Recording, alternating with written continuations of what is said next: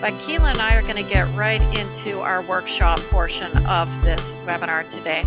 So Keila, can you walk me through kind of the different pricing models you've seen in industry?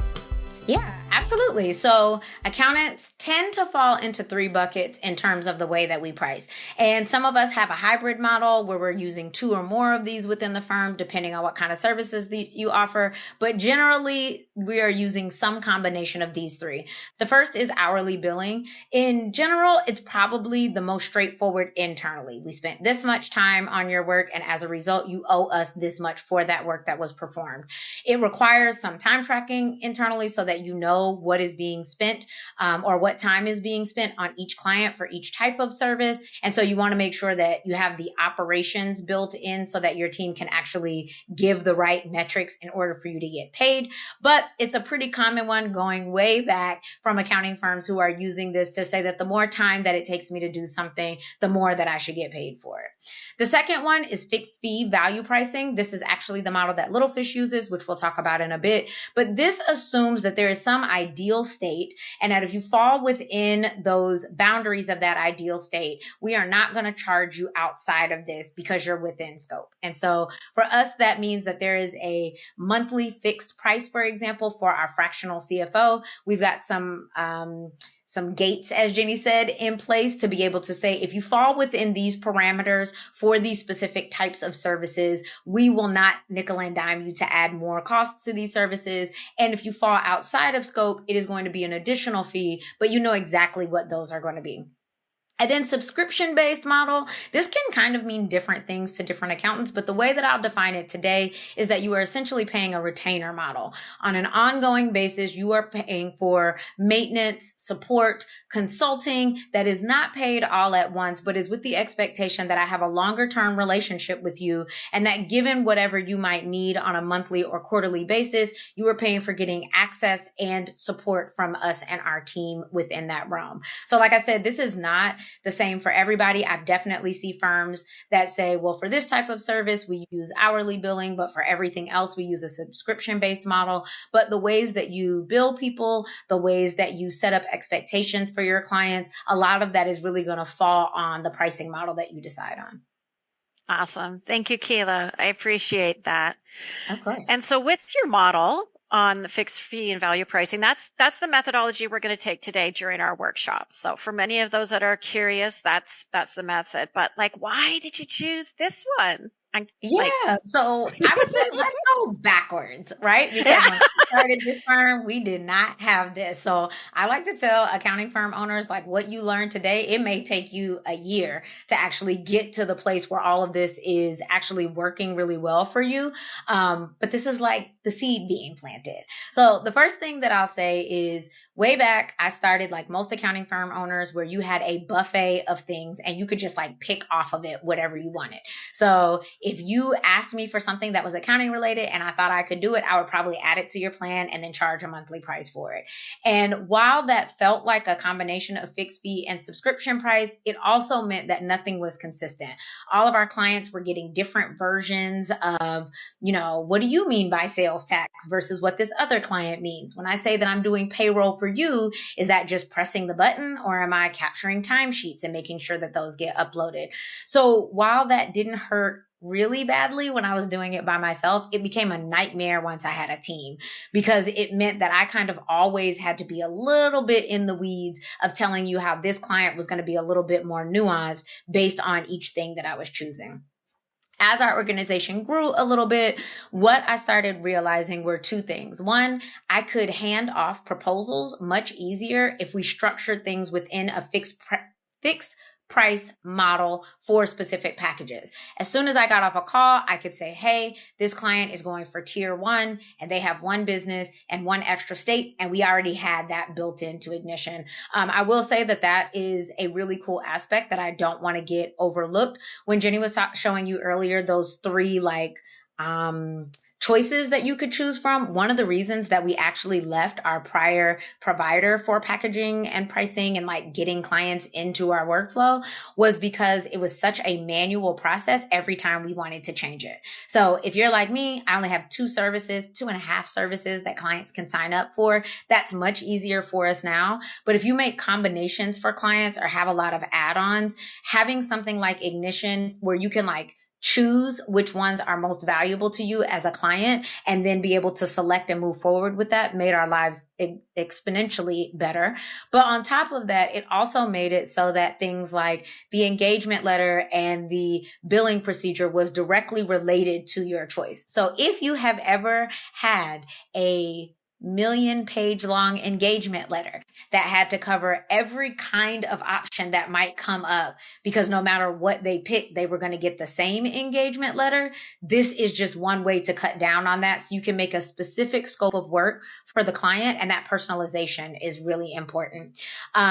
That also helped with the fixed fee and value pricing. We were able to start with like a really cool baseline of, I know that if you have this many bank accounts and this many employees or whatever the inputs that you have in there, that you are going to fall within this amount. But on the back end, we have the ability to personalize and say, but also they want this other thing that normally we don't do for people, but we're willing to add on for them.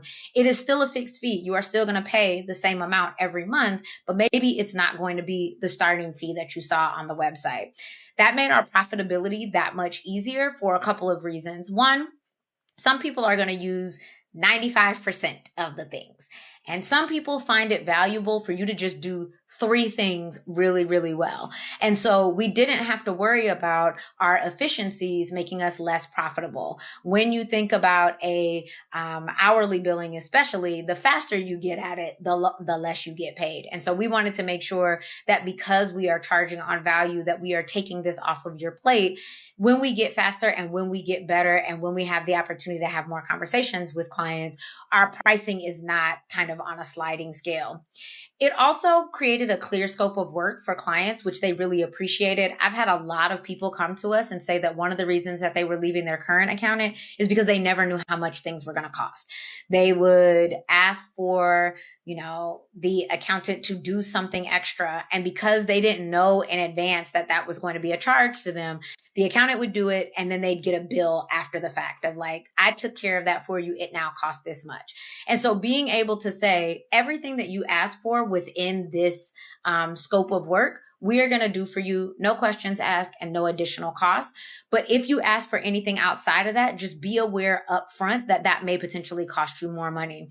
One of the things that we tell our clients all the time is if it has to do with accounting or taxes, go ahead and send it to us. If it's us, we'll take care of it. If it's not, we'll point you in the right direction. But that sets the expectation that if it's not us and you want us to do it, there is going to be an additional cost for that. So we're able to come back and say, hey, this part of your payroll doesn't belong to us. You really want to go to your payroll processor and make sure that that gets taken care of.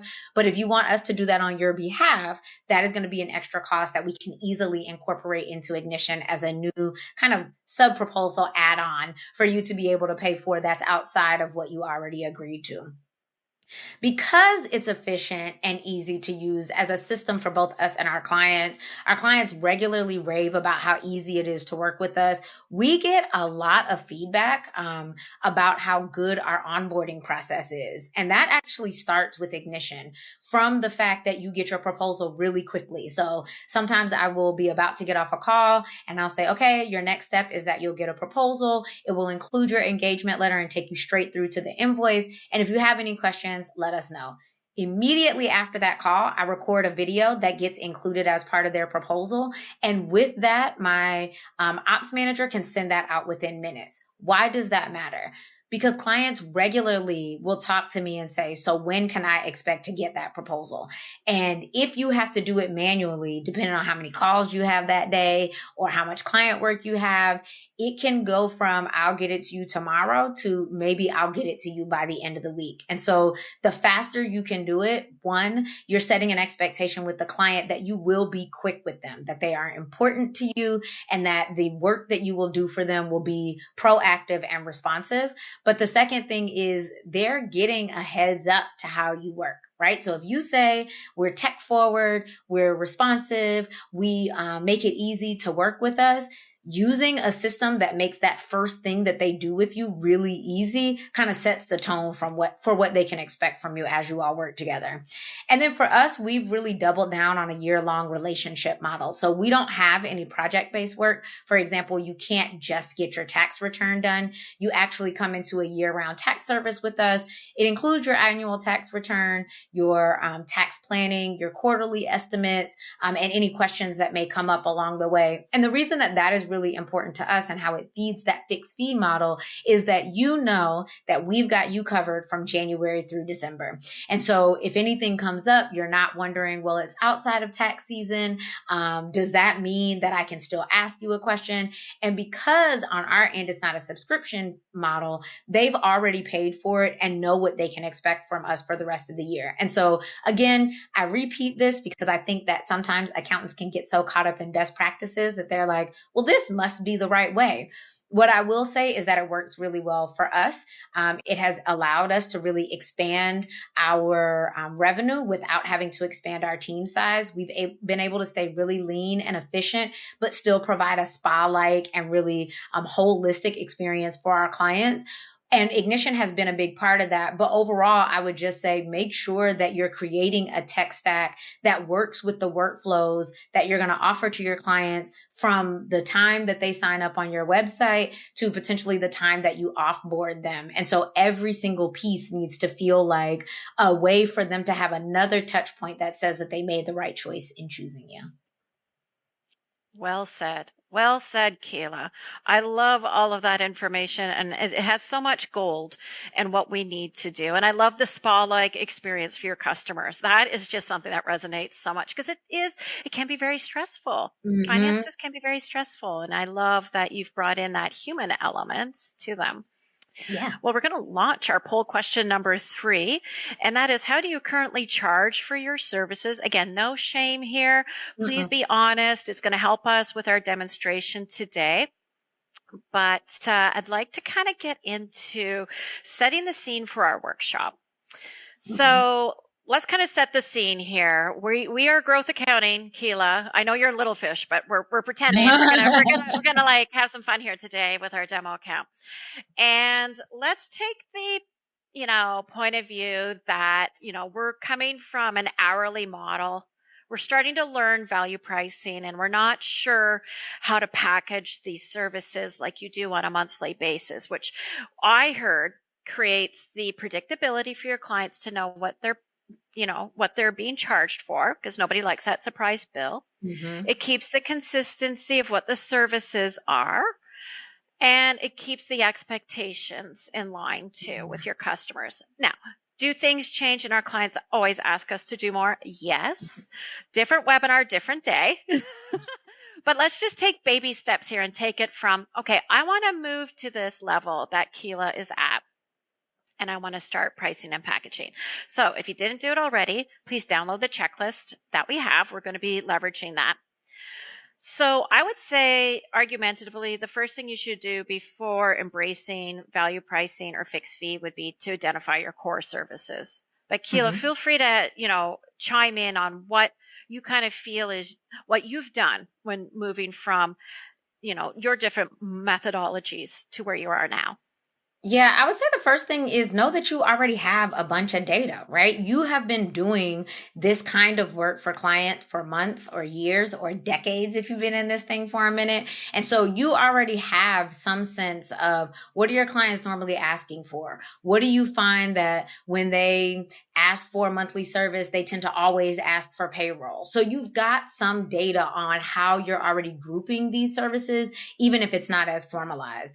The second thing I would say is remember that you're the boss. Anything that you've been doing that you don't want to do anymore, don't put that in your core services. We're not required to do tax returns if that's not your thing, or bookkeeping if you really want to focus on advisory. So this is also an opportunity for you to look at all of the world of of offerings that you have and determine whether or not you want to keep doing them. And then the last thing I'll say is when you're identifying your core services, we want to make money. Like, this is not a nonprofit. We are not doing this for charity. And so start looking at, when you're looking at your long list of the things that you currently offer, what is actually getting you paid and what is potentially costing you money. Because as you start building out those packages that end up being the fixed fee monthly, you don't want to incorporate a bunch of tasks where there's a drain on your resources that's making it so that, yes, they are always paying the same amount, but you are not profitable as a result.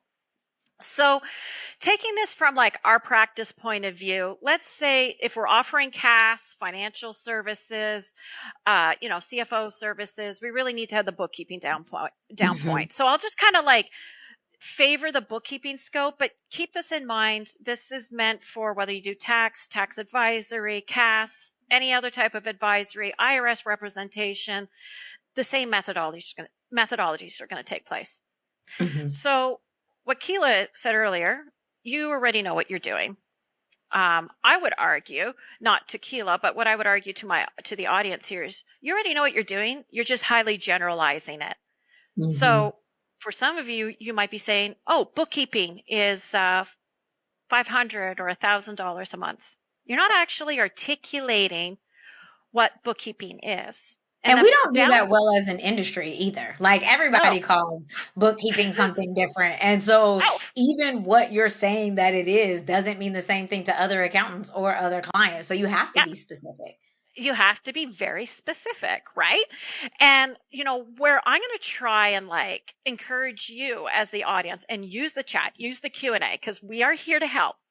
Let's take this from the perspective that you're moving away from hourly. We're going to start really triaging out what the heck we do. And instead of assigning an hourly metric, we're going to assign a different metric. Okay. So let's take bank reconciliations or reconciliations in general. I know for reconciliations, they may not be just bank reconciliations. They could be credit card reconciliations. They could be leases, loans, grants, e-commerce clearinghouses. It could be anything.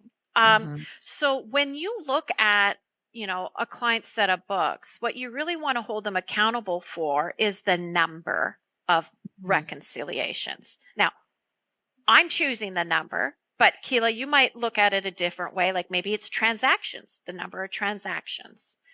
So keep in mind, everyone, that when you're articulating these services and metrics, it's all subjective. What Keila does in her firm, I may banter with her to go, ooh, I like that, or I don't, and vice versa. Nothing's perfect. I know I'm not perfect. Right. And there's no one size fits all. So you want to make sure that like you take what they say, take the meat and leave the rest. Like, take what applies to you, use what you can as a takeaway, and don't feel like that this has to be an all or nothing situation. Exactly. We're not making we are engaging with the clients and et cetera. I'd say the biggest thing is be consistent. Don't fall back on that hourly model, because you heard Keila say, right? It does restrict you. Did anybody catch, if you could put it in the chat, what she said? Okay. She said, and I believe we'd had to look at the recording, but this is what the gist of what I got was, is it actually penalizes you for being efficient. So the faster you work, the less money you make. So then you got to work even faster to make more money. Sounds like a hamster wheel to me. It is. I don't know. I don't like working that way. So we're taking away the hamster wheel, and we're going to help you with making more revenue. And that's really where we're going at. So for the metrics, if you're not sure, maybe lean a little bit on that hourly model. Like, hey, how long would it take me to reconcile one bank account? Well, if it's one bank account for my average clients, it could be an hour. Okay. What is your hourly rate? Okay. So maybe it's $150 here. Play with it. It's going to continuously morph and change. Keila and myself cannot tell you what your value is. That's your job, and it's very uncomfortable, and it's never perfect.